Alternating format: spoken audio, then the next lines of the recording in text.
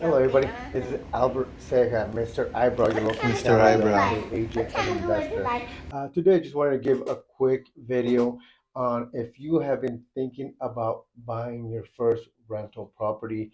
Just few tips to take into consideration when you are doing that. Tip number one is location. You always want to definitely look for a location, a property that is in a good neighborhood, good schools that are desirable. You're always going to get more bang for your buck on those kind of properties because you're always going to get a higher rental amount on those because people like to live in good neighborhoods.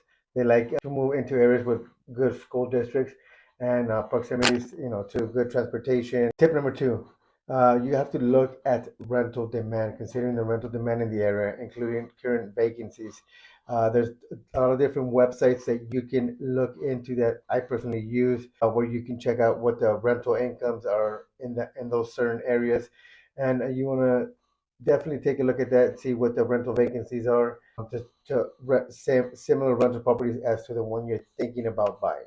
Number three, you want to take a look at the condition of the property. You don't want to get into a property where you have to, do a full rehab.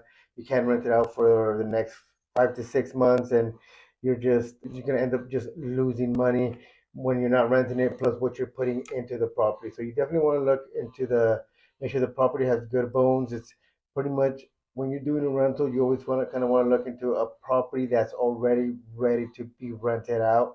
Maybe sometimes very minor remodeling, but try to limit it to within a month to have it rented out. Tip number four, you want to also look into a property that has a lot of the amenities that a homeowner is looking for, or a tenant that will give you the advantage to get the higher rents. For example, that it has a garage, that it has a laundry. People don't really like going to having to, still have to go to the laundromat, and depending on your area, a garage is always good. Depending on, if it's too hot outside or if it's, snows outside, it's preferably when you have a garage. Tip number five is the income potential. Determine the potential rental income based on the property's location, size, and amenities.